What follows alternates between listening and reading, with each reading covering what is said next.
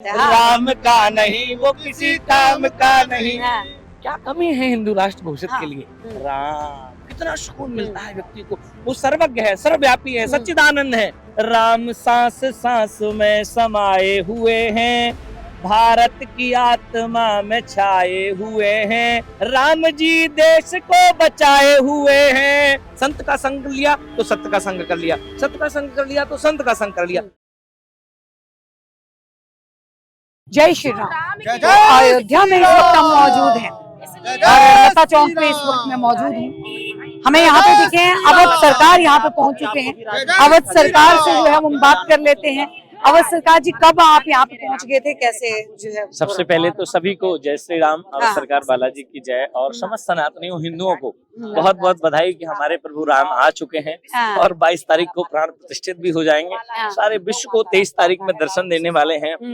22 तारीख तक भीड़ भाड़ रहेगी। 23 तारीख से लिए जनमानस के लिए राम जी के दरबार खुल जाएंगे। जैसे वो जाने जाते हैं, जैसे वो राजा राम जाने जाते हैं, तो बड़ा हर्ष उमंग। और आने की बात तो हम यहाँ 1 तारीख को नववर्ष में आ गए थे, चूंकि यज्ञ चल रहा है हमारे बिल्कुल आपको पता ही होगा। तो उस यज्ञ में व्यवस्थाएं देख रहे हैं, सरयू के यहाँ स्नान कर रहे हैं, भक्तों को स्नान करा रहे हैं, यज्ञ कर रहे हैं, जप कर रहे हैं, ताप कर रहे हैं कि निर्विघ्न कार्य जो है पूरा हो जाए। गणेश जी से भी प्रार्थना की है, पिता जी से भी प्रार्थना की है, राधा रानी से तो हम वरदान लेके ही आए हैं अयोध्या में। वरदान वहां से लेके ही आए हैं कि प्रभु हम जा रहे हैं वहाँ अयोध्या में, सब कुछ सकुशल होना, तो सकुशल चल रहा है। बहुत यहाँ मतलब देखा जाए पूरे धर्म गुरु जो है जिस तरीके से पूरी अयोध्या नगरी जो है वो राममय हो गई है, उसे देख के जो है वो कैसा लग रहा है अवध सरकार को? उसे देख करके तो मन बड़ा प्रसन्नचित है। और इतना प्रसन्नचित है वो कहेंगे कि ये एतम तमन आत्मम यम प्रसन्ना चितंतो यम या मनुष्याणा वेशजम।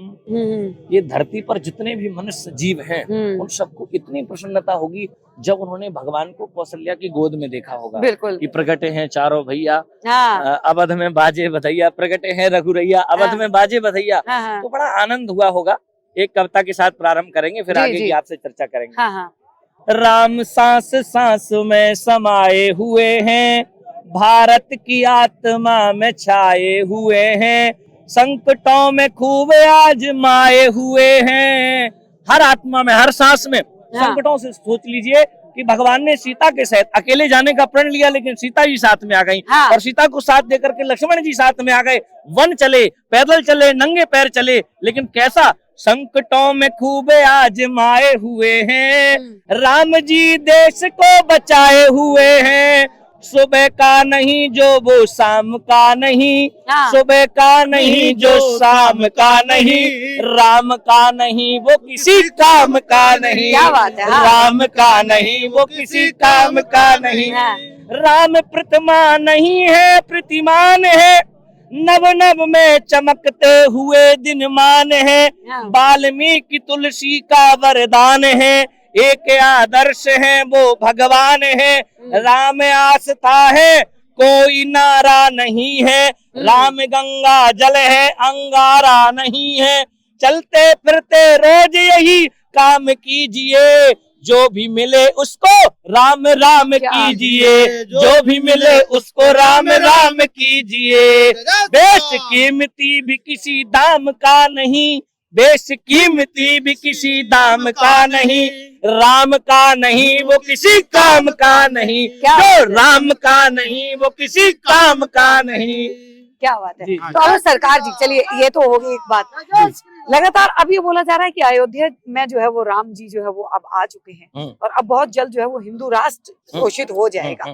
क्या कहेंगे मतलब वो हिंदू राष्ट्र के लिए? क्या कमी है हिंदू राष्ट्र घोषित के लिए? मांग क्यों है? बस कागज पर लिखने की मांग है। जैसे हमारा देश संविधान से चलता है, हम संत संविधान के दायरे में काम करते हैं, उग्रता से काम नहीं करते। क्योंकि हमारे जो संत हैं, संत हृदय नवनीत समाना, और एक चौपाई इसके साथ जुड़ जाती है, बिन सत्संग विवेक ना हुई। हम लोगों ने सत्संग किया है, हम विवेक से काम करते हैं, धैर्य से काम करते हैं, और जो धैर्य से काम करता है वो राम की तरह चमकता है। राम जी ने धैर्य धारण किया, वनवास गए, 14 वर्षों का वनवास भी काटा। सारे राक्षसों को धैर्यता पूर्वक, प्रसन्नता पूर्वक, यहाँ की अपोजिट पार्टी जो थी विरोधी पार्टी जो थी उसके एक भाई को भी भगवान ने फूट डाल के और बुला लिया। ये कहिए कि उनमें एक आकर्षता, एक प्रसन्नता उनमें इतनी है कि उनके राक्षसों के भाई को भी अपना बना लिया। त्रिजटा देशों को सीता जी ने अपना बना लिया। राक्षसों के हृदय को मन परिवर्तित कर दे ऐसा कौन है? ऐसा राम है। राम नाम में ही आराम मिलता है। राम कितना सुकून मिलता है व्यक्ति को। उनमें तो कुछ है, कुछ नहीं बहुत कुछ है। वो सर्वज्ञ है, सर्वव्यापी है, सच्चिदानंद है, गुणवान है, गुणानिधान है, कृपा निधान है, भक्त वत्सल है। क्या नहीं है? सच्चिदानंद रूप आया। कैसा स्वरूप है? सच्चित आनंद से भरा हुआ मेरे राम का स्वरूप है। अब रही बात विरोधियों की, तो कुछ लोगों का काम होता है भौंकना। अच्छा करो तो भौंकेंगे, बुरा करो तो भौंकेंगे। तो भाई हमें क्या करना? ठीक है आप भौंक लो, अगर भौंकना ही है तो थोड़ा भौंक लोगे तो क्या होगा। हमारे वृंदावन में कहावत है, आपके माध्यम से सब तक पहुंचे, कि एक बंदरिया के रूठ जाने पर वृंदा कभी सुना नहीं होता। एक बंदरिया के रूठ जाने पर वृंदावन कभी सुना नहीं होता है।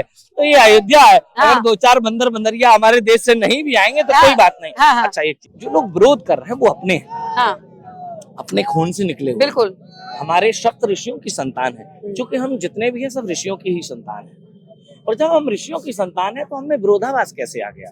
कैसे आ सकता है? कहीं ना कहीं या तो सम्मान की लड़ाई है या राजनीति की लड़ाई है।